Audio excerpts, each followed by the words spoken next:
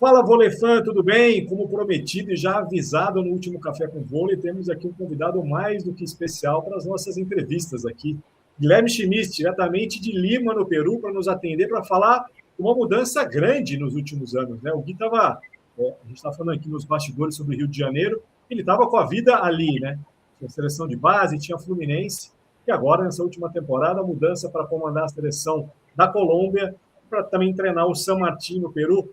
Guilherme Schmitz, seja bem-vindo e a gente vai falar muito dessa sua mudança nesse último ano, tudo bem? Boa tarde aí, bom dia aqui em Lima, são 2 horas a menos. É um prazer estar falando com vocês, Daniel, Gurja e Bruno, e amigos do Web Vôlei. Sempre acompanho o trabalho de vocês há bastante tempo bem, tenho um apreço por todos vocês e pelos profissionais que são. Algumas mudanças, né? Sair da minha zona de conforto um pouco. 22 anos de Fluminense, né? Uma história que metade da minha vida, hoje vou completar 44 anos aí no dia 15 de fevereiro, então vivi maravilhosos momentos lá, né? Tanto da parte profissional como da parte pessoal, e deixei grandes amigos lá, só tenho ótimas recordações e coisas boas do Fluminense, até porque é o time que eu sou torcedor também, né? Então tive esse prazer. E também, depois de 13 anos aí trabalhando em comissões técnicas de seleção brasileira de base, resolvi aceitar o desafio de estar aí na seleção colombiana, né, à frente de um projeto com muito potencial futuro. E logo depois veio o convite, né, a proposta de estar aqui assumindo a equipe de San Martín em Lima, no Peru. Tem seus desafios, né, mas era uma parte importante, eu acho, do crescimento da minha carreira.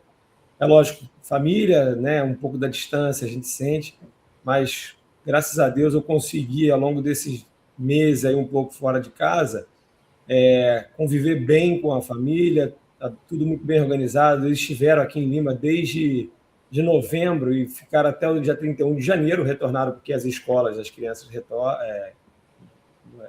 regressaram, né? Mas, enfim, sempre que eu tenho oportunidade eu vou em casa, um voo aqui de 5 horinhas não é tão longe assim, eu consigo estreitar a saudade da maneira que dá. Enfim, eu acho que tem sido muito legal, eu acho que a gente tem bastante coisa para falar aí durante o nosso bate-papo. Bom, gente, já que ele falou em saudade, você deve estar com saudade, né, de mandar aquela mensagem pré-jogo do Fluminense para trocar informações com o Gui aí para falar o que está acontecendo. Então, amigo, seja bem-vindo ao nosso papo. Obrigado, Boas, Gui, bem-vindo. Cara, isso é algo que eu gosto sempre de mencionar, né? Nas minhas preparações, as transmissões, gosto de entrar em contato com os treinadores, e o Gui sempre foi muito generoso, atencioso, disponibilizando tempo, me mandando áudios, trocando ideias reais, passando até bastidores, por essa confiança de saber que nada ia sair dali, que era só para eu me munir de informações e munição para as transmissões. Então, já falei para você em outras oportunidades, agora vou abrir aqui para geral, para o nosso público. Muito obrigado por essa confiança, por essa disponibilidade de passar informações do seu trabalho para engrandecer o meu durante as transmissões. No fim, acaba que é uma via de mão duplas. Cara, você chega aí no Peru, chega para a seleção colombiana, e eu acho que antes de começar esse assunto e fazer alguma pergunta para você, eu quero citar um nome e quero que você me diga o tamanho da relevância desse nome. Voleibol brasileiro, voleibol peruano e voleibol colombiano. Antônio Rizola, qual é o tamanho da conexão que você tem com este ser inoxidável que tanto fez pelo voleibol sul-americano, muito para além do voleibol brasileiro? Com certeza, Gurja. Assim, antes só colocando um adendo aí, né, das nossas trocas aí de bastidores, eu acho que nós somos os atores, todos os atores que estão envolvidos aí no mercado que né, no produto que é o vôlei, eles têm que estar conectados e têm que estar aí se interagindo com muito respeito, com muito profissionalismo. Então, sempre vai ser assim. E como eu respeito muito todos vocês, eu nunca vou me furtar de entregar as informações necessárias para engrandecer o espetáculo, né? E que a transmissão é parte do espetáculo, com certeza. Enfim, Antônio Rizzola é uma referência, né? Não só para mim, como para todos nós aí do voleibol brasileiro e do voleibol sul-americano, quiçá do vôlei mundial. É um grande treinador. O período em que eu fui convidado para estar no meu primeiro convite na seleção brasileira, quem o fez foi o Rizzola. Ele e seu Elcio tinham ali o Rizzola um cargo de coordenador de seleções, eu acho, coordenador administrativo, técnico, não me recordo muito bem qual era a função, mas o convite veio pela pessoa dele, né, institucional, mas pela pessoa dele, e vivemos ali muitos anos de troca, até que ele foi assumir a seleção da Colômbia. Antes de eu assumir a seleção colombiana, eu fiz questão de conversar com ele, de entender o cenário de todas as maneiras, não só político, né, da instituição lá da Federação Colombiana de Vôlei, mas das jogadoras, de estrutura e tudo mais. E ele foi me municiando de informações que me ajudaram muito na minha tomada de decisão.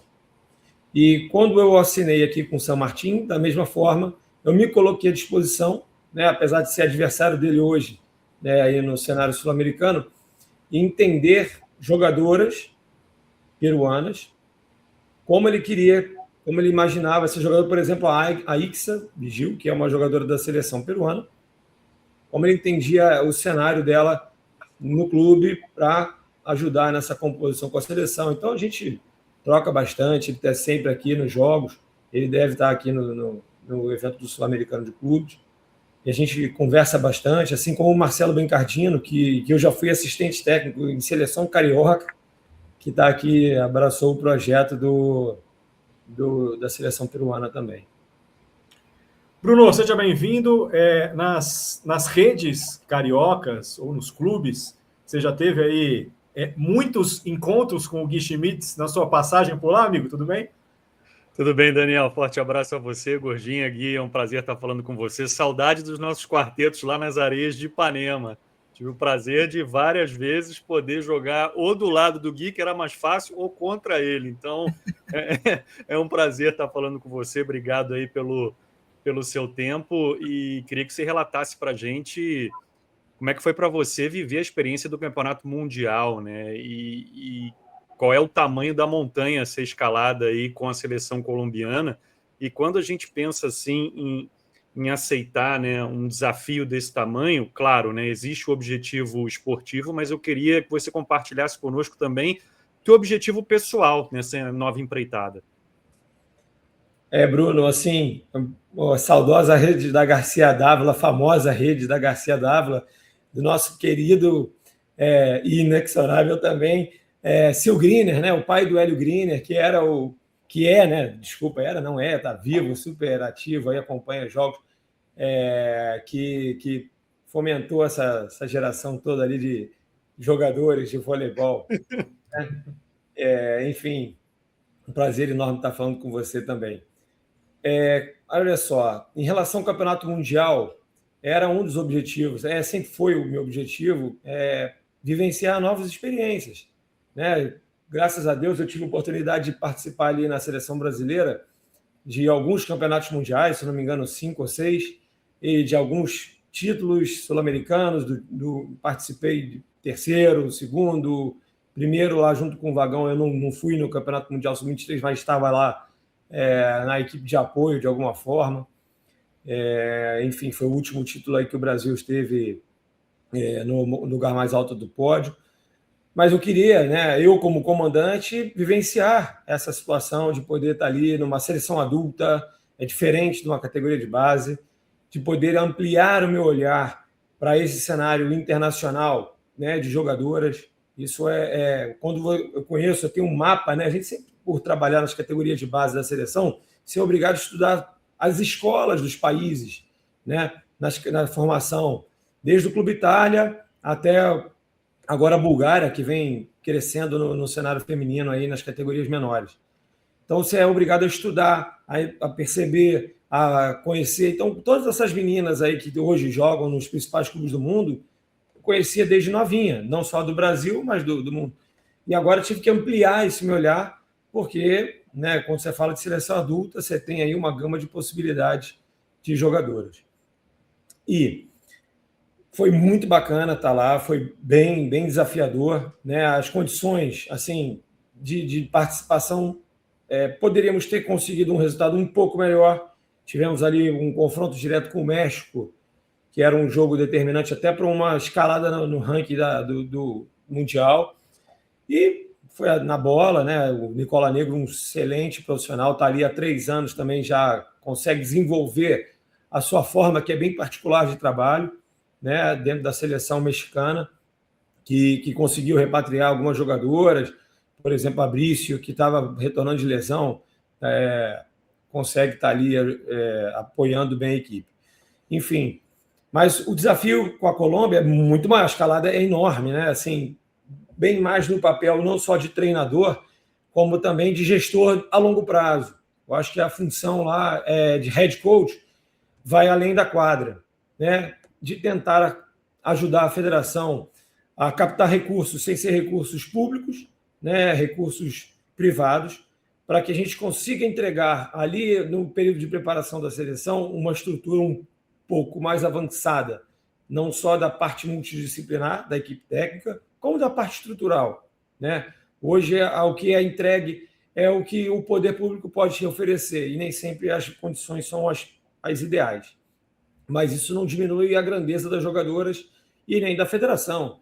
São momentos assim que eu acho que a Federação Colombiana está num processo de profissionalização, de organização. Houve uma troca na gestão agora no mês de outubro, novembro, que foi muito importante para a melhoria da comunicação, que é o primeiro passo, e de uma visão mais ampla do que é o voleibol da Colômbia. O voleibol da Colômbia tem inúmeras jogadoras, mais de 15 jogadoras jogando fora do país, porque não tem uma liga. Isso é um dos pilares importantes para o crescimento do voleibol colombiano, porque o voleibol é muito bom na Colômbia, material humano é muito bom, tem grandes centros de formação, tem ginásios, a gente vê a carência de ginásios esportivos no Rio de Janeiro, por exemplo, né? É difícil ter um ginásio de qualidade, público, ou que a gente consiga até, tirando o Maracanãzinho e as arenas cariocas ali, é bem complicado, até pelo valor que é necessário ter para poder abrir uma arena dessa. E lá não, em todas as regiões, Bogotá, Medellín, Cali, Cartagena, todos esses lugares têm um grande nível de voleibol, tem grandes profissionais trabalhando. Conseguir aproximar grandes profissionais da área física, da área de fisioterapia, conseguimos produzir um alinhamento técnico, né? Porque hoje o vôlei mundial exige jogar não só com potência, mas com velocidade, e alguns padrões são necessários para que você consiga jogar em velocidade. Enfim, agora em janeiro já produzi um documento fazendo todo o alinhamento de trabalho até 2028 e já tenho um preparado para 2032, que eu acho que é o objetivo máximo. As chances de classificação olímpicas são reais, né? Porque o jogo é jogado na bola e nós temos um time que eu considero regular para bom, tá? E tentar trazer de volta algumas peças importantes para a seleção da Colômbia, que estiveram fora por lesão e por algumas decisões individuais que são importantes a gente retomar para que a gente tenha uma equipe do bom para o ótimo. Então, esse é o meu dever de casa aí para esse período de trabalho agora para 2026. O Gui, para não perder aqui o gancho do Campeonato Mundial, vocês pegaram um grupo complicado, né? Você falou de México, tinha República Dominicana e tinha China. E você teve, eu não sei se aí eu posso chamar de prazer ou o quê, de encontrar um fenômeno chinês de, na época, 16 anos, a Zhang, uma levantadora que ela quase que foi apresentada ao mundo numa idade que ela podia estar jogando o campeonato infanto-juvenil e está jogando um torneio desse nível. E se firmou. Depois a gente viu que ela realmente não era só né, apareceu e vai desaparecer. O que você pode falar dela? Você que tem tanta experiência com trabalhar com meninas na base, é realmente muito fora da curva? Na verdade, assim, a China, ela tem... Eu já tive a grande possibilidade de estar na China, tá? Eu fui, por algum tempo, técnico da equipe do CEL. O Bruninho, acho que já estudou lá também, não sei. E o CEL foi a campeonato mundial escolar. Então, eu tive a possibilidade de conhecer como é o sistema deles. Eles têm, cada escola é destinada para uma posição. Então, existe uma escola no Rio de Janeiro, vamos dizer assim, que é só para levantadora. Então, aí, vamos dizer, uma outra escola, no outro bairro, é só para ponteira, outro só para central, e assim. Olha o grau. Eu fui em Baotou. Baotou é a China-Mongólia, 1h30 de Pequim de avião. Tá? Não estou dizendo que eu nem estava lá no grande centro, Pequim e tal. Ali. Então, eles têm um pilar muito forte no voleibol de desenvolvimento do atleta. E surgem inúmeras jogadoras, assim como nos Estados Unidos, a todo ano, né?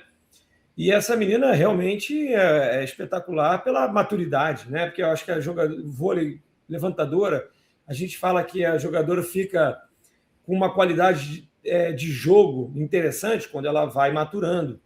E a maturidade, de perceber o jogo, de sentir o jogo, de ter a frieza, né, de tomada de decisão, que é determinante para um bom desenvolvimento no jogo, ela tem com 16, 17 anos. Né? Isso é o que impressiona e isso que chamou a atenção de todos, não só pela qualidade técnica, mas pelo entendimento do jogo que ela tem tão nova. Acho que isso é muito difícil encontrar em jogadoras que estão no seu primeiro estágio de desenvolvimento. Né? Mas me impressionou assim no Campeonato Mundial, falando mais um pouquinho, a gente teve uma Copa Pan-Americana antes, que saímos ali na segunda posição, foi bem bacana como preparação. E aí, que eu falo da estrutura no torno, a gente não teve uma aclimatação para chegar na Tailândia. Chegamos 2 dias antes de estrear contra a Dominicana, com um jet lag, né, enorme, não desempenhamos bem, lógico, e aí jogamos contra a China e tivemos a grande possibilidade de ganhar um set da China. A Colômbia nunca tinha vencido um set da China na história do voleibol, num jogo, né, de duro, e aí, bem, jogar contra a China foi super interessante, porque as meninas ali, cara, curtiram tanto o jogo e se entregaram tanto que foi, assim, bem bacana ter vencido um set, né? A gente tem que falar, assim, entender nossas realidades. Logicamente que todo treinador quer vencer tudo e sempre e tal, mas uma derrota nem sempre é sinônimo de fracasso, né? Acho que a gente saiu daquele jogo bem mais fortalecido do que com outros jogos que a gente tinha vencido e não tinha atuado tão bem ou com a relevância que é jogar contra a China naquele momento. Daniel, deixa eu só traduzir para quem não é do Rio de Janeiro. O CEL que ele citou é o Centro Educacional da Lagoa, que é um bairro da zona sul do Rio de Janeiro. Eu não estudei no CEL, estudei na aplicação da FRJ, que era ali pertinho. Enfrentei muitas vezes o CEL em campeonatos escolares. O CEL sempre teve essa tradição de aliar muito bem o projeto educacional com o projeto da galera que já sonhava na adolescência em ser atleta. E só para fazer mais um adendo aqui, antes do Guja falar, desculpa, Gui, a Adriana Bento, mãe do Arthur, é treinadora da seleção chinesa de vôlei de praia. E de vez em quando ela manda umas informações e realmente surreal o que se existe de estrutura esportiva na China. Ela vai estar numa província que não é das mais famosas, das mais ricas, e eles têm um centro de treinamento 20 vezes maior do que Saquarema, com várias modalidades, com tudo de primeiro mundo que você tem a oferecer, e as jogadoras vão chegando das províncias. E aí você tem a possibilidade de começar a peneirar quem vai seguir, quem não vai. Então ajuda a entender um pouco do que é esse fenômeno China no mundo de tudo, né? Em qualquer assunto que a gente quiser tocar. Boa. Gui, você trabalhando em clubes no voleibol peruano, a gente está ligado, o voleibol peruano foi protagonista no nosso continente na década de 60, 70, 80, inclusive medalhista de prata nos Jogos Olímpicos de 88, e depois um rendimento um pouco mais apagado, não só entre as seleções, como também pouco divulgado das ligas, né, no voleibol peruano. E o que a gente observa agora, nos últimos anos, é um crescimento exponencial do voleibol local, né? A Superliga daí sendo bastante fomentada, trazendo profissionais estrangeiros, não só para dirigir os clubes, como também atletas, falando exclusivamente do voleibol feminino, com certo protagonismo de novo, né? Em campeonato sul-americano, garantindo vaga no passado no Campeonato Mundial, uma equipe do Peru, este ano agora sediando o Campeonato Sul-Americano. Como é que você vê esse fomento, esse resgate? É um dos desejos aí da confederação local de voltar a protagonizar no cenário continental? Sem dúvida, eu acho que, assim, independente desse ato que aconteceu do voleibol peruano, nos resultados, né? Mas a Federação Peruana sempre investiu no vôlei. Não me recordo o ano certo, eu creio que era 2016. Eu vim aqui com a seleção sub-23, assistente do Vagão, e a equipe do Brasil saiu vencedora, fizemos a final contra essa geração da Colômbia, e assim, ginásio o tempo todo lotado. Eles sempre trazem sul-americanos para cá, não só para Lima, mas a gente já jogou um sul-americano sub-20 em Cajamarca. Então eles sempre trazem para cá, eles investem no voleibol, e a Liga, nesses últimos 3, 4 anos que eu tenho acompanhado mais de perto, tem crescido a cada ano, né? Eu passei a acompanhar de novo por ter várias jogadoras brasileiras aqui, treinadores brasileiros que já passaram por aqui, não só pela seleção, né? O caso do Luiz Omar, do Queiroga, do Mauro Marciolo, eu acho que foi treinador aqui também, se não me engano. Mas, enfim, de alguns treinadores que já estiveram por aqui e as jogadoras, né? E então o Peru tem, dentro do seu cenário, hoje, 60 atletas estrangeiras dentro dos 12 clubes. A regra que possibilita, 3 podem estar em quadra, assim como no Brasil, mas não tem um limite de contratação de estrangeira. Por exemplo, nossa equipe, São Martin, tem 6 contratados estrangeiras. E a Laú também, o Aliança Lima, eu acho que tem 5 ou 6 também. E todas as equipes, desde a que já saíram, desde o Caçoco e do Anca, que são equipes que já não estão, né, nessa parte final da liga, tinham 3 estrangeiras também. 60 estrangeiras jogando aqui. De certa forma é bom, né, que atrai a liga, ajuda a impulsionar a liga e mostra que a Liga Peruana se torna um ponto de referência hoje como a segunda força sul-americana de liga, não tenho dúvida, né? E tem alguns pontos interessantes. Assim, os jogos, não existem viagens, os times são todos de Lima e joga-se uma vez na semana. Isso é um ótimo para a vida útil dos atletas, né? Assim, até para a preparação dos jogos, isso é muito interessante. Você joga no sábado ou no domingo. Então, você tem um tempo de descanso ideal, você tem um tempo de preparação para o próximo jogo ideal. Agora, por conta do Sul-Americano, que acontece na próxima semana, nós tivemos uma rodada ontem, né, com as equipes aí que jogariam no sábado. Mas, cara, estou super feliz, estou super, assim, até impressionado como as pessoas aqui respiram voleibol, né?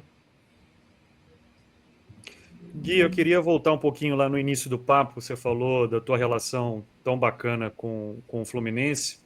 Queria que você relembrasse aqui com a gente como é que foi assumir no lugar do Wilmer num momento complicado.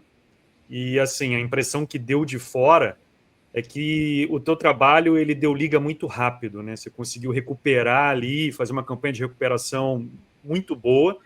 E depois, né, se consolidar e conduzir o Fluminense a um 5º lugar na Superliga Feminina, né?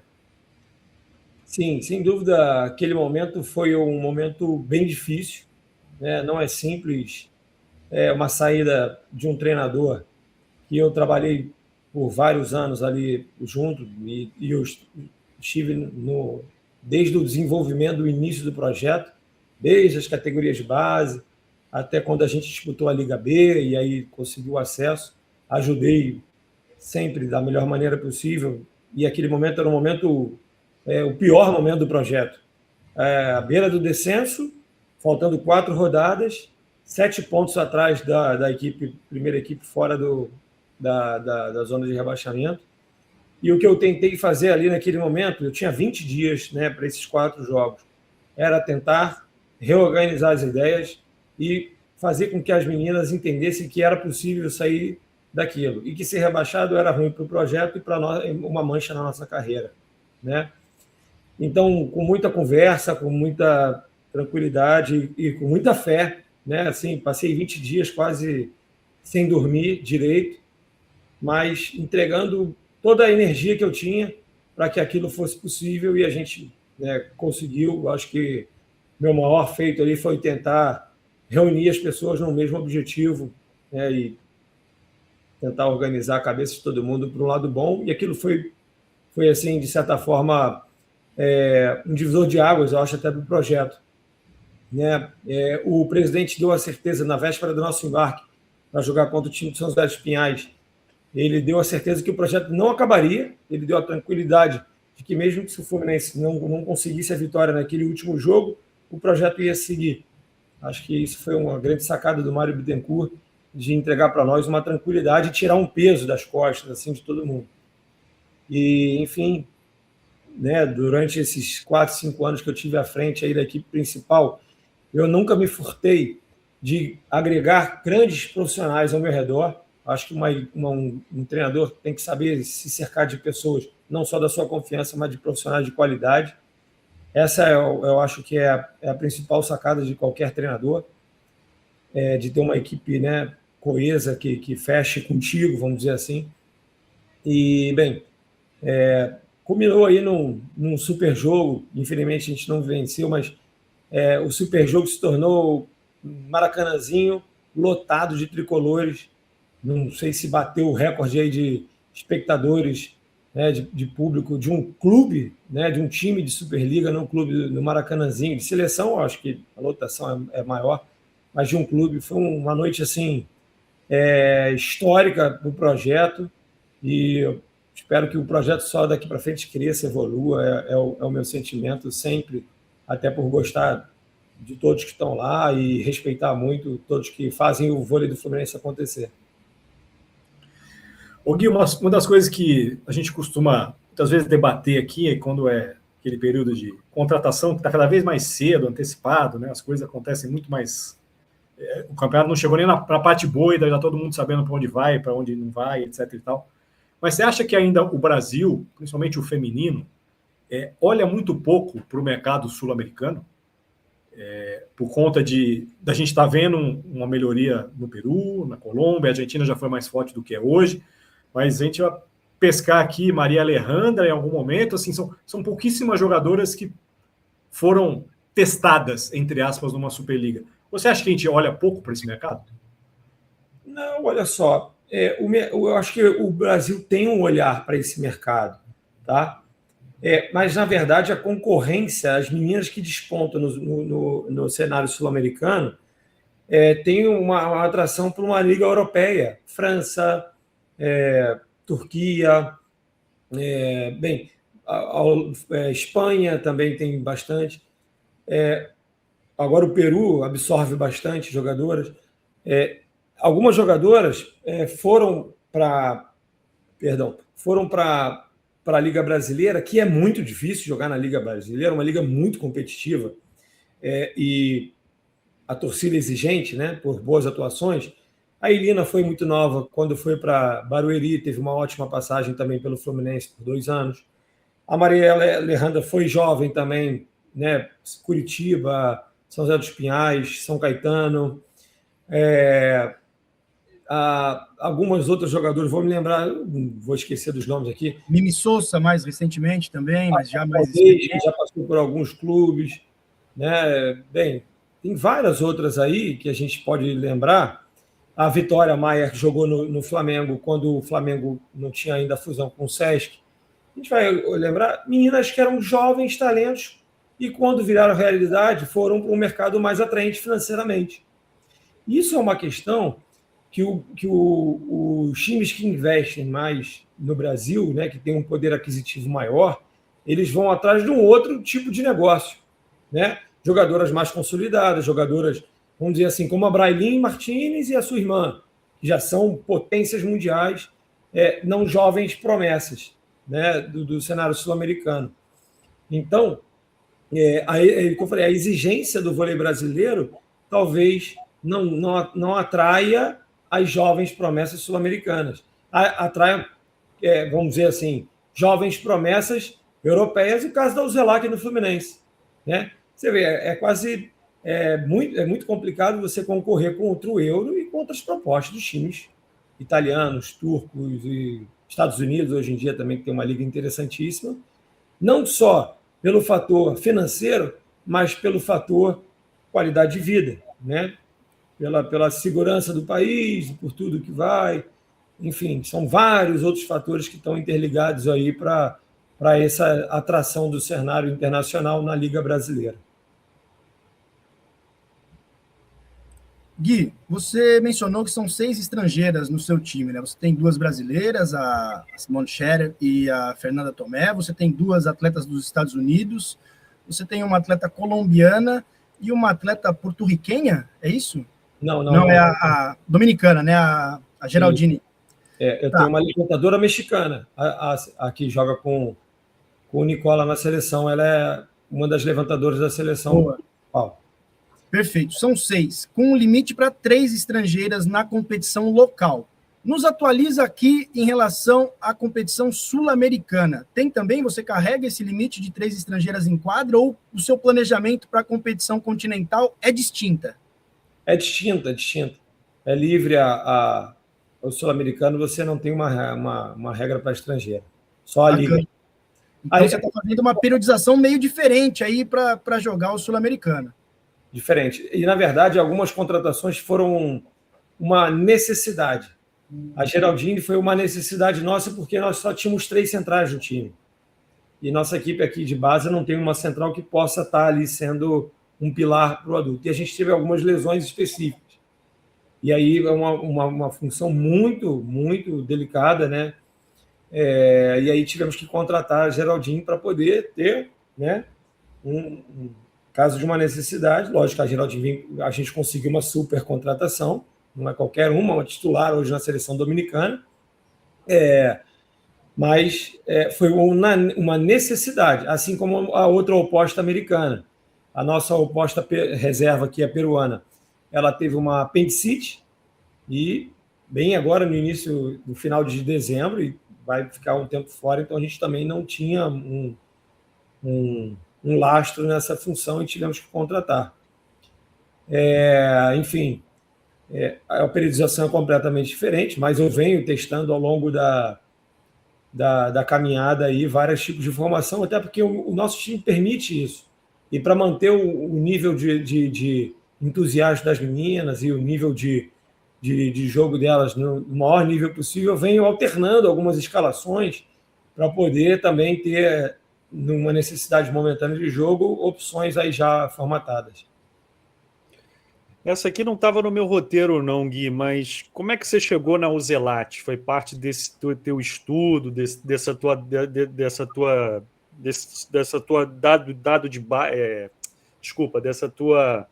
arquivo de dados? Como é que foi contratar a Uzelac?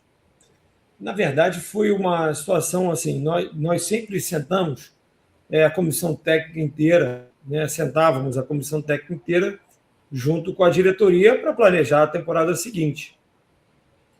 E no alcance de querer sempre evoluir, né, o projeto e tudo mais, a gente precisa trazer uma jogadora contundente no ataque, uma jogadora, né, que tem um potencial de ataque melhor.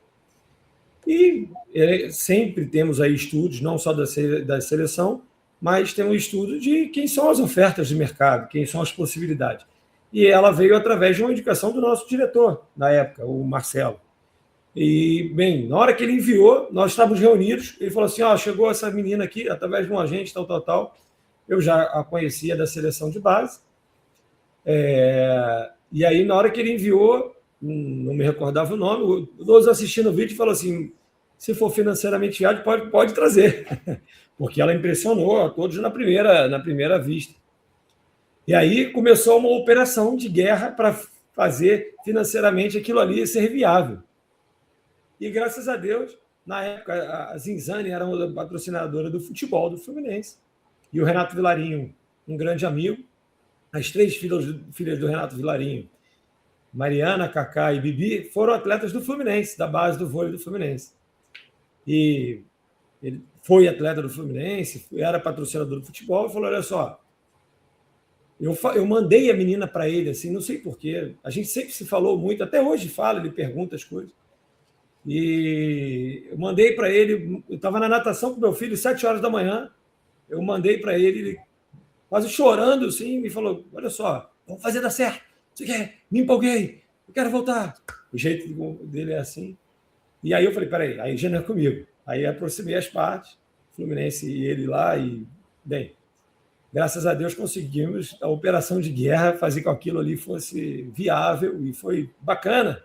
E aí, infelizmente, o nosso Rio de Janeiro não ajudou muito, né? A menina sofreu 2 assaltos, e era para ter sido uma renovação, a gente tinha possibilidade de preferência de 1+1, mas entendemos que não tinha, porque ela continuasse, ela não estava ali psicologicamente muito bem. E eu queria falar um pouquinho sobre esse mercado de contratações muito cedo, né? Acho que isso não é benéfico para o nosso esporte, né? Eu acho que isso sempre aconteceu, a velocidade que a informação é repassada hoje em dia não é bacana, né? Esses atores aí, o clube, atleta e os agentes aí que trabalham nessa parte tem que tomar um cuidado, um zelo maior, né? Não é bacana no final do primeiro turno a menina já está anunciada com a camisa de outra equipe, e aí ela não tem nem o direito de jogar bem ou mal, de ter uma boa atuação, que é normal. Ela vai jogar mal, aí o pessoal fala que ela jogou de qualquer jeito porque já está assinada com outra equipe. E eu tenho certeza que não é isso que funciona, né? As atletas são muito profissionais, são muito dedicadas. Eu acho que isso sempre aconteceu, acontece em todos os esportes, mas acho que há de haver um zelo para que essa informação seja um respeito com a instituição e com os treinadores, jogadoras e os agentes que aí estão envolvidos no processo. Só que hoje em dia a velocidade de informação é tão grande que se torna algo incontrolável por nós. A gente tenta orientar, tenta falar, nós treinadores que eu falo, mas é muito difícil, né? Tem sido muito difícil. E eu também não sei dizer qual é a solução. Não sei dizer qual é a solução, então não seria leviano da minha parte aqui apontar um problema e não ter uma solução, uma ideia de solução.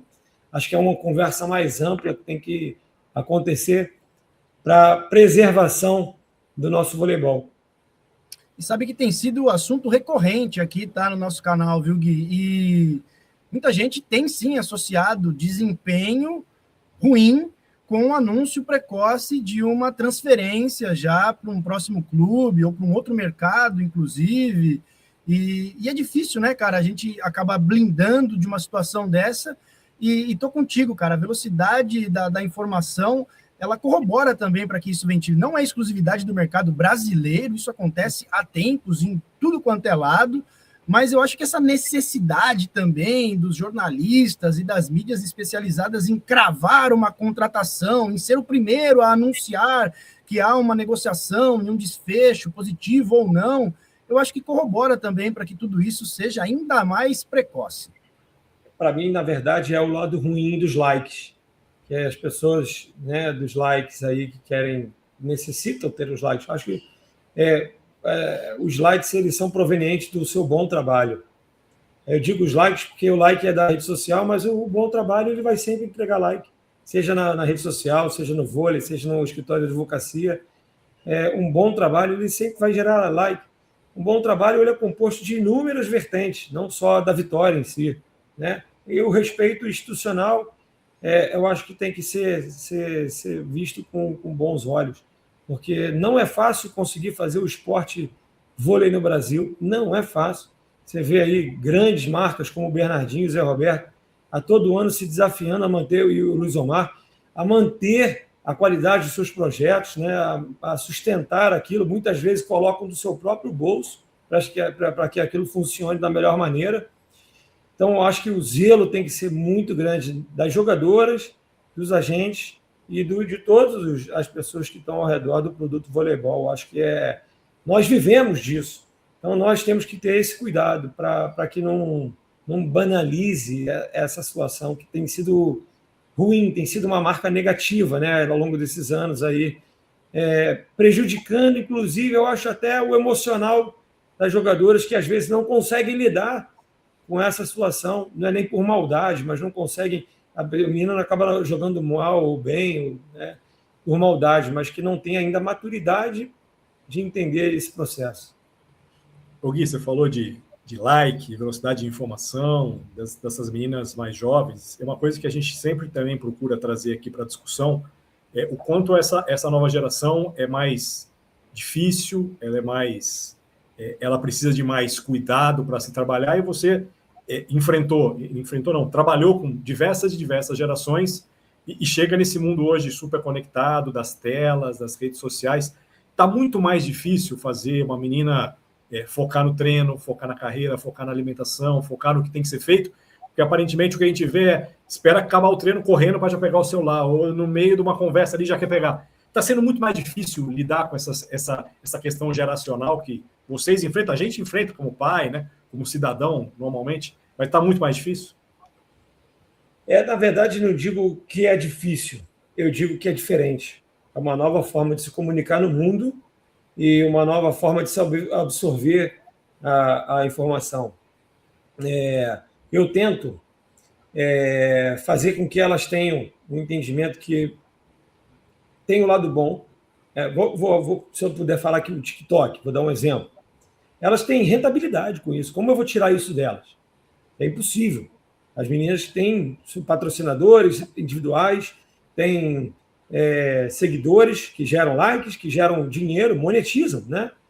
Como eu posso tirar isso delas? É uma fonte de renda da jogadora, não posso fazer isso. O que eu posso fazer é colocar alguns tipos de aconselhamentos, assim, vamos dizer assim, não sei nem se a palavra existe, que isso vai te expor e pode ter o lado bom, tem o lado ruim, né? Porque os ataques aí, quando você jogar mal, tem que estar preparado para os ataques, que acontece. Outro, que na minha casa existe um limite. Tenho 2 filhos, uma filha de 11 anos e de 8 anos. Eu tenho um bloqueio no celular deles, que nós, com controle parental, usou por 2 horas seguidas, o telefone desliga, trava, não utiliza mais. E deu 8 horas da noite, ele desliga igual. Até porque, senão, perco o controle. Eu trabalho fora, minha esposa também. E assim, eu tento colocar nas meninas, que não são meninas, já são mulheres, né, adultas, donas do seu próprio nariz, que tem que haver um controle. Mas algumas entendem muito bem e outras não. Você vê no vestiário meninas que estão fazendo TikTok. 5 minutos antes de eu dar a preleção do jogo. Como é que eu vou? Eu não posso criar uma regra disso. É uma coisa que transformou o ambiente. Então eu crio regras, né? Regras específicas. Durante a palestra, nós aqui gosto de fazer 3 vídeos antes dos jogos. Um para falar das redes 3, um para falar das redes 2 e outro para falar do saque e do bloqueio adversário. Essa é a minha dinâmica de trabalho. O celular é desligado, né? Eu imprimo folhas de todos os estudos que a gente faz, e aí anotação no caneta e papel. Isso te faz concentrar, isso é a minha forma de ver, né? Até hoje eu gosto muito de anotar, né? Não uso prancheta nos jogos, eu gosto de ver o jogo, não uso tablet. Quando eu preciso de uma informação, tem tudo aqui no tablet, no banco. Eu gosto de enxergar o jogo e sentir muito como as jogadoras estão ali na quadra. Então, eu crio regras específicas e tenho criado regras até para os treinamentos, para que a gente tente controlar o ambiente e não desfoque tanto dessa situação que hoje em dia não vou controlar, é impossível, né? O webvôlei é o produto, né, da nova forma de se comunicar no planeta. Então, eu acho que veio para somar, né, essa forma, mas também tem que ter um controle, principalmente para que elas não percam o foco. Gui, sobre filosofia de trabalho, cara, a gente sabe que você, como o head coach, como o cara que está ali à frente do barco, pensando em clube, não só em seleção, você que teve que mais se adaptar com a escola peruana e colombiana, ou você conseguiu chegar de uma maneira em que, com o tempo do seu trabalho, você conquistou todo esse ambiente para impor a sua filosofia? Como é que foi essa adaptação? Na verdade, impor é uma palavra muito forte. Tudo que é imposto tem uma situação de retração. Eu tento criar uma ideia de que eu tenho alguns algumas ideias de fundamento, de jogo, de estratégia, de tudo, e tento ampliar a gama de conhecimento delas.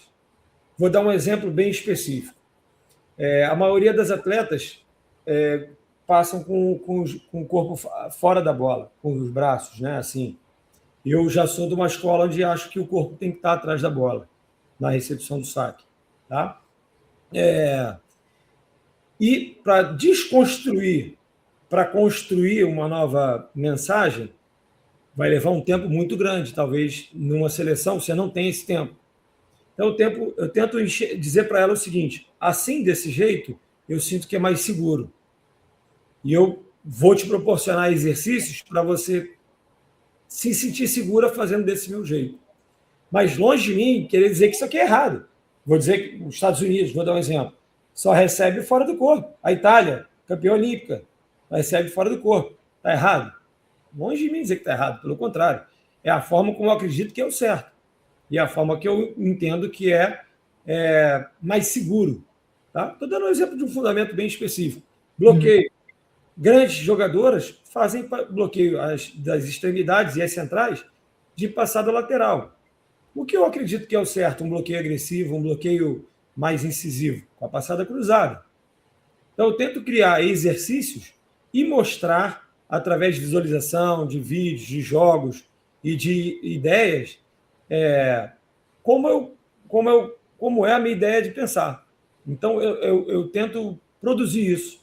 Aqui no clube, onde você tem 8, 10 meses de trabalho, é mais fácil, que você tem um tempo maior, né? No início, as jogadoras falam, é difícil, prof, é muito difícil. Aí eu falo para elas, não é difícil, é diferente. Então, vai te levar um tempo maior, e aí a recepção é muito mais, assim, eu sempre falo, quando a jogadora está insegura, o primeiro fundamento onde está fora do controle dela é a recepção do saque. É o saque e a recepção do saque. Que você vai e segura o braço lá para sacar, e qualquer saque que venha, parece que está vendo o saque da Egonu. Então, eu tento passar essa segurança no dia a dia. Mas, eu, assim, graças a Deus, eu sempre tive uma aceitação muito grande. E depois elas sentem aquilo e foram indo muito tranquilas. E eu, assim, no jogo, quando ela passa fora do braço, eu não vou falar nada. O importante é que a bola vá na mão, né? Se ela passou de lado e a bola está lá perfeita, pode passar até de costas. É um recurso que ela tem e deu certo, eu não vou falar nada, mas no treino eu vou lá, repete, tenta assim, vai de novo, olha só, por que você perdeu essa? Eu tento fazer enxergar o porquê que ela errou e o como eu acho que tem que ser o certo. Então, tem dado certo. Acho que a gente tem caminhado em caminhos tranquilos aí em relação a isso. Então, não é impor a filosofia de trabalho, né? É produzir, através de ferramentas, argumentos que elas comprem a ideia e entendam que, de repente, da sua maneira, pode ser benéfico em algum momento do jogo, né? Exatamente. Eu crio... até vi uma entrevista outro dia que eu até repassei para as minhas atletas, do Super Júlio Velasco, falando que é criar situações-problemas. Eu sempre criei situações-problemas. Por exemplo, a menina sair lá um pouco mais para frente na recepção. Em que situação do jogo você sai lá perto da linha dos 3 para receber um saque? Quase nenhuma, né? E tem que fazer deslocamentos específicos. Mas é para trabalhar a perna. Assim como o Zé fala aí que voleibol você joga com a perna, não joga com o braço. O braço é o segundo momento, né? Então... elas têm absorvido muito bem aqui, tanto na Colômbia como aqui no Peru, e tem dado muito certo. Você acabou de citar 2 grandes nomes aí, Gui. Queria saber de você quais são as suas referências e, atualmente, se tem algum profissional que te inspira ou que tem te impressionado. Na verdade, tenho várias referências, não só do vôlei, como do esporte mundial, né? Eu gosto muito do jogo do tênis, até pelo lado mental. Gosto muito dos grandes jogadores de basquete, que a gente sempre vê ali quais são os pensamentos dele atrás daquele grande astro. Tem um ser humano, tem uma pessoa que, como o Kobe Bryant, ia cada dia mais cedo, né? Para se desafiar e para desafiar todo o seu time. Mas, assim, grandes referências, eu trabalhei ali do lado... muito próximo por conta das seleções brasileiras com o Zé Roberto, um grande ícone, né, do voleibol feminino do Brasil e do mundo. o Bernardo também, uma super referência por tudo que ele representa. Júlio Velasco, eu não acompanhei muito, porque eu era um pouco mais novo, quando ele teve aquela famosa passagem no voleibol masculino, mas acompanho muito agora no feminino. O Vagão, todos vocês sabem aí que eu fui assistente por vários anos e se tornou um amigo meu. Hoje eu me relaciono com o Vagão falando sobre vôlei, mas muito mais sobre nossa vida afora do vôlei, assim. E vários outros, não posso deixar, vou esquecer algum nome aqui, depois vou ser cobrado, mas o Paulo Coco também, tenho muito respeito, todos, o Maurício Thomas, que eu fui assistente na seleção, o Piscinim, o próprio Dentinho, o Abel, que foram meus assistentes, mas que são de grande relevância para o vôlei, não só o vôlei de praia, onde foram profissionais olímpicos, né? Como eu estive ali no dia a dia, são grandes figuras. Tem grandes nomes, assim, vou me furtar, peço desculpas já aqui para o que eu errei. Ayrton Cabral, que eu chamo de professor até hoje, me liga, dá puxão de orelha, dá conselho, dá parabéns. Então, são grandes pessoas que sempre eu tive muita sorte de conviver e que construíram, né? Eu me considero ainda um treinador, um jovem treinador em construção, venho buscando sempre evoluir. E acho que um grande treinador é o que consegue se relacionar bem em todas as áreas intervenientes do esporte, né, do seu cenário ali. E esse é o meu objetivo de construir. Tem uma pessoa que se tornou meu compadre, que vive em Portugal hoje, que é o Rodrigo Ribeiro, que é meu compadre, meu irmão, e foi a pessoa que estendeu a mão no meu primeiro momento, quando eu fui assistente da Adriana Schelder lá em 2005. Né? E um outro, eu vou lembrando os nomes, eu não posso deixar de falar.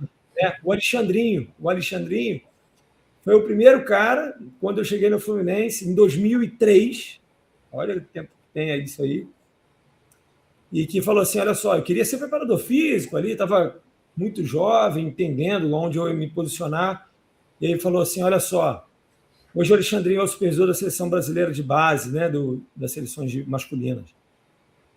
Ano que vem você vai assumir a equipe pré-mirim. Falei, pô, Alexandre, acho que sou muito novo. Ele me chamou para dar uma volta lá no campo de futebol do Fluminense. Me lembro como se fosse hoje. E falou assim, vem cá, você não está entendendo. Você tem duas opções. Ou você aceita ou você vai embora. Aí eu falei, pô, acho que é muita responsabilidade. Tá? Não, fica tranquilo. E eu vou. E ele foi nos jogos comigo, nos meus primeiros jogos. Eu dava carona para ele, ele vinha no carro me dando cada bronca boa, bronca nesse tipo, olha só, o teu time está uma porcaria, tem que arrumar dali. Me construiu muito, me levou. Meu primeiro campeonato brasileiro de seleções, eu não podia nem sentar no banco, eu não era formado, não tinha formação do CREF. E ele me levou. O Arri, era o Arri Boma, grande Arri Boma, que é o gestor do projeto do SESC, era o preparador físico dessa seleção. Era uma seleção juvenil, onde a Júlia, que hoje trabalha no COB, foi gerente de seleções, ela era capitã e levantadora dessa seleção, Monique, Michele, Fernanda Berti, era um timaço. Eu fui para a viagem, você vê o quanto ele me impulsionou. Eu fui para a viagem, eu não podia sentar no banco, mas pô, olha a sorte que eu tive de ser impulsionado por grandes nomes que eu estou falando aí ao longo desse bate-papo que a gente está trocando aqui. Então, eu tive a sorte, né, de ter pessoas competentes que me deram essas oportunidades. Eu tive, talvez, a sapiência de escutar mais, falar menos e trabalhar. Eu acho que foi me levando adiante. Muito legal, Gui. Eu vou iniciar aqui a nossa última rodada de perguntas. Ainda não é oficial, mas tudo leva a crer que o Rio de Janeiro vai receber o Sul-Americano de Seleções, que é um campeonato pré-olímpico, né? Já vale vaga antecipada para Los Angeles 2 anos antes da competição.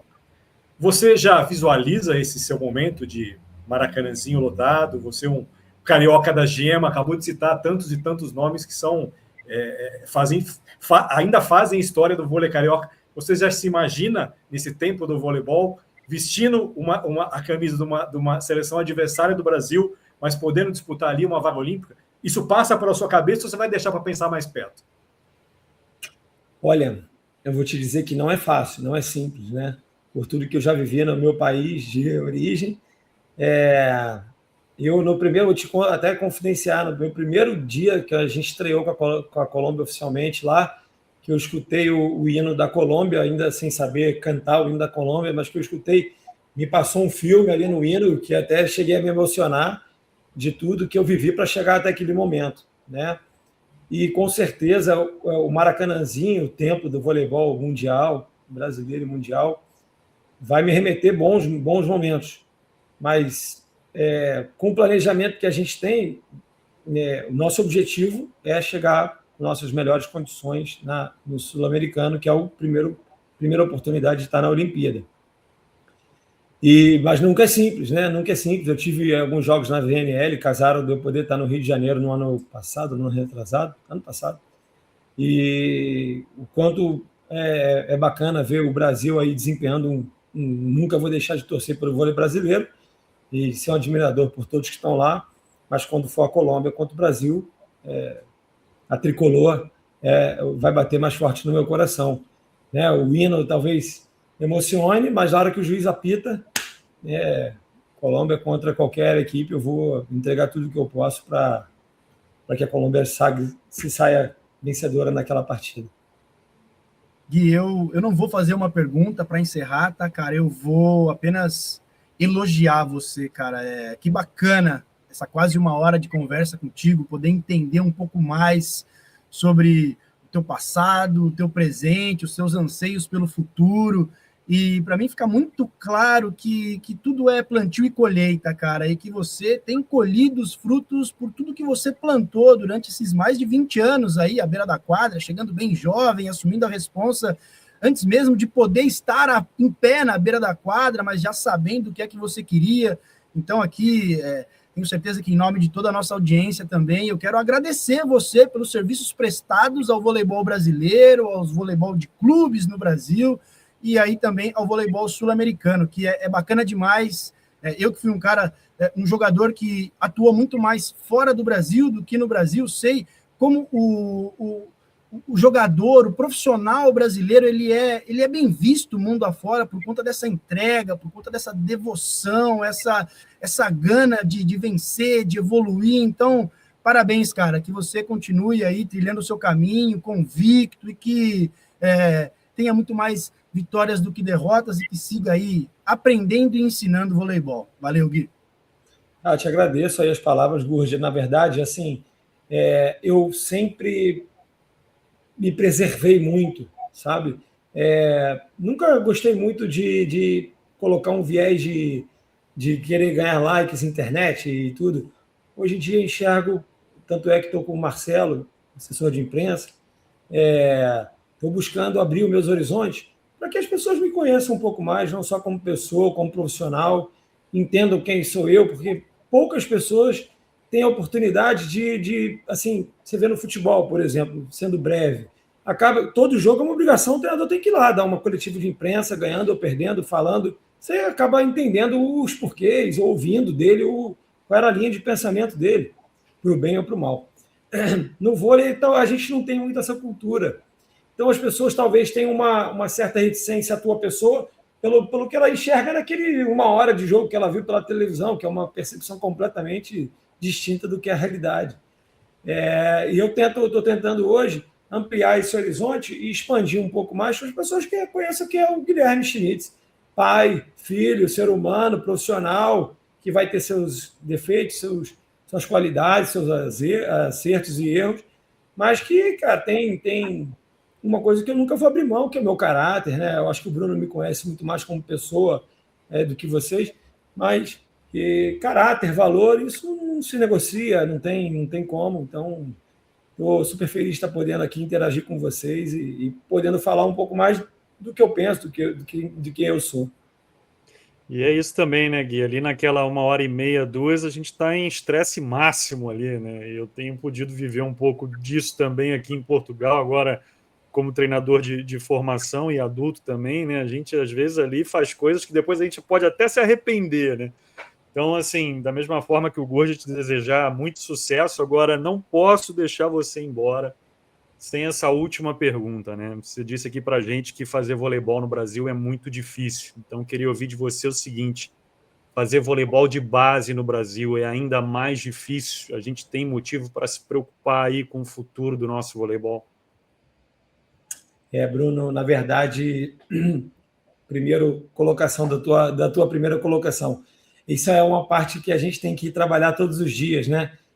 Até pelo que nós representamos para as jogadoras e para a instituição. Muitas vezes já me vi cego em jogos, tomando decisões ali, ou dando uma bronca numa jogadora que não era o correto. Isso, ao longo do tempo, a gente vai amadurecendo, vai fazendo uma autocrítica, vai aprendendo, né? Um grande líder é um grande gestor de ambiente, né, de pessoas. Acho que essa é a minha busca todos os dias. Tento buscar fora do vôlei, estudando, lendo. Fiz um MBA em marketing, estou começando um MBA em gestão de pessoas. Estou estudando novas línguas para poder, né, me complementar como profissional. Enfim, acho que assim como a levantadora, o treinador jovem ele vai amadurecendo ao longo das jornadas, vai aprendendo, vai tentando se adaptar a uma nova versão do mundo. Assim tem que ser. E fazer vôlei de base no Brasil é muito difícil. Hoje tem a CBC que tem ajudado muito, né, aos clubes, não só na parte financeira, mas proporcionando campeonatos, um intercâmbio, né, que sempre foi muito complicado. Fora o CBC, qual era a única competição que existia de intercâmbio interestadual, né? Era a Taça Paraná, uma iniciativa privada, onde eu me formei lá, agradeço muito, sou um grande fã da Taça Paraná, do Josmar, de todos que ali fomentam e fomentaram o vôlei. Eu digo para o Josmar até hoje, né, que eu me formei como treinador dentro da Taça Paraná também. E eu fui muito bem recebido lá, eu sou um fã e assim, ano passado, o Alegrete era o treinador aqui do São Martin, e o São Martin foi para a Taça Paraná. Você vê o tamanho que a Taça Paraná representa. E também o Minas sempre proporcionou umas copas, em Estrela, né, também umas copas. Era muito enxuto o intercâmbio, né, nacional, até pela dificuldade, pelo tamanho continental que o Brasil tem. Hoje o CBC deu uma aproximada e deu uma motivação na produção da base, porque hoje gera receita para os clubes. Você tem projetos através do CBC que dão receitas da parte do RH, receitas de material desportivo, bola, né, e tudo mais, e te dá benefícios de passagem aérea, hospedagem e tudo mais. Então, acho que a base se transformou através do CBC. Acho que ainda faltam alguns pilares importantes, mas ela acendeu uma luz num cenário que era muito complicado, porque depende do poder aquisitivo. Tá? E aí, falando um pouco do cenário internacional, seleção brasileira de base, onde eu tive muito ali, muito tempo, o mundo aprendeu a trabalhar em base. Antes, eles não investiam nessa parte. Né? E eu acho que o Brasil foi o grande case de sucesso do nosso saudoso Paulo Márcio, que veio com uma filosofia e com uma simplicidade de coordenar tudo de uma forma tão leve, tão bacana. O Brasil sempre foi referência. Clube Itália hoje é a nossa referência, né, na formação. Enfim, aí é um contexto muito complexo para chegar até o Clube Itália, porque nossa ideia de formação é clubística, né, no Brasil. Como tirar a jogadora de um clube onde o clube investe, né, tempo, dinheiro e profissionais nesse processo para colocar no Clube Brasil, vamos dizer, no time Saquarema, vamos dar um exemplo. É muito complexo. E, além disso tudo, material humano nunca faltou na Europa, na China, nos Estados Unidos, aonde você quer que vá, né? E o Brasil sempre teve a irreverência a seu favor, né? Ao jogo irreverente, à velocidade, ao improviso em alguns momentos, e isso não é mais suficiente, né? Vide os últimos resultados. Então, assim, te dizer também ao certo qual é o cenário ideal para se produzir base, para ter resultado lá, é complicado, porque existem várias formas de escolas dentro do mesmo voleibol brasileiro, né? no Nordeste se faz de uma forma, no Norte outra, no Centro-Sul outra forma. Então, isso que sempre foi o diferencial do Brasil, né? Como tirar essa irreverência, essa várias escolas? Difícil. Então, tem que ter uma conversa muito abrangente.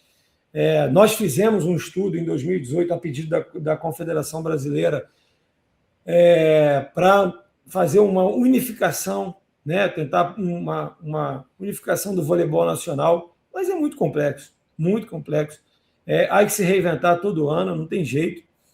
Mas, enfim, o Brasil tem grandes profissionais trabalhando na base, grandes pessoas, apesar dos resultados aí que não são talvez condizentes com nossa qualidade, nosso nível de voleibol em relação à seleção adulta, mas o Brasil produz ótimas jogadoras para o futuro. Aí estou falando muito mais especificamente do voleibol feminino, vide a transição que foi feita de forma aí bem que natural, né, de uma geração muito vencedora para essa geração agora que já é vencedora igual em tão pouco tempo. Então, o Brasil produz, talvez não tenha o resultado lá nos campeonatos mundiais de base, e aqui no nível sul-americano cada vez mais tem ficado competitivo e difícil, né? Você vê a Venezuela que quase não estava no cenário, campeã sul-americana sub-17, em cima do Brasil. Foi aqui em Lima o campeonato, e não tiro o mérito do Brasil, pelo contrário, mas o quanto já se desenvolve vôlei, né? Fora, talvez, do cenário só europeu, americano, no cenário sul-americano, muito se dá por todo esse intercâmbio dos treinadores que estão ao longo do mundo todo, brasileiros, levando as qualidades do Brasil ao mundo afora. Então, é uma conversa ampla, a gente tem que ter uma conversa, acho, só para esse tema, e trazer vários atores para esse bate-papo, mas a minha forma de pensar é essa. Acho que o Brasil produz bem. Alguma coisa também é necessário ser feita de diferente para que a gente consiga encurtar os caminhos ou encontrar novos caminhos. Isso eu até gostaria de citar mais um nome de um treinador que eu tenho como referência, que é o Marcelo Francoviac, um super cara. Eu tive um problema com a jogadora colombiana nesse último momento de lesão. Eu liguei para ele para me ajudar lá na França e tal. E ele está sempre um cara muito antenado ao voleibol mundial e um super estudioso do vôlei, que eu tenho sempre um prazer de conversar, porque para mim é um professor também de voleibol, não só do voleibol, mas da vida. E, bem, acho que é isso. Não existe uma forma correta, mas eu acho que o Brasil tem que se reinventar cada vez mais, buscando coisas diferentes, para que possa voltar ao lugar mais alto do pódio. Obrigado pela tua resposta, Gui. Desculpe aí avançar um pouco mais no tempo aqui do nosso papo. Na verdade, a gente não está perdendo tempo, a gente está investindo o nosso tempo aqui para coisas que são muito relevantes, e aqui, em nome do Abvôlei, eu me comprometo a trazer esse assunto base mais vezes, porque eu acho que a gente tem que ajudar de alguma forma a discutir. Eu acho que muitas vezes existem várias coisas boas sendo feitas de forma espalhada, eu acho que a gente tem que trazer profissionais para que falem das suas dores, profissionais para que falem dos seus êxitos, profissionais para que possam inspirar outros que às vezes estão em dúvida se é o caminho a seguir. Então, eu acho que tem muita coisa que a gente tem que, de alguma forma, nesse nosso espaço, ajudar a difundir. Gui, obrigado demais pela conversa, que seja a primeira de várias. Certamente tinham vários outros assuntos que a gente não conseguiu tocar aqui da forma que a gente queria aprofundar, mas é muito bacana ver o seu crescimento, a sua evolução, esse seu desafio e esse sangue no olho muito claro de querer mais e não se acomodar com o que tem. Então, obrigado pelo tempo que você nos concedeu aqui e boa sorte nos próximos desafios. Prazer estar aqui com vocês. Vocês perceberam que eu gosto de falar, né? Estão me conhecendo um pouquinho mais, e estou sempre disponível para a gente poder sempre fazer, não só o voleibol brasileiro, mas como o voleibol em si, que é o produto que trabalhamos, melhor a cada dia. Parabéns pelo trabalho de vocês e obrigado pela oportunidade. Guja, Bruno, obrigado mais uma vez. Voleifã, você que chegou até aqui, você ganhou 1h e pouquinho, você não perdeu não, você tem a certeza, e a gente volta com outras entrevistas com personagens importantes do voleibol brasileiro e mundial daqui para frente. Aquele abraço.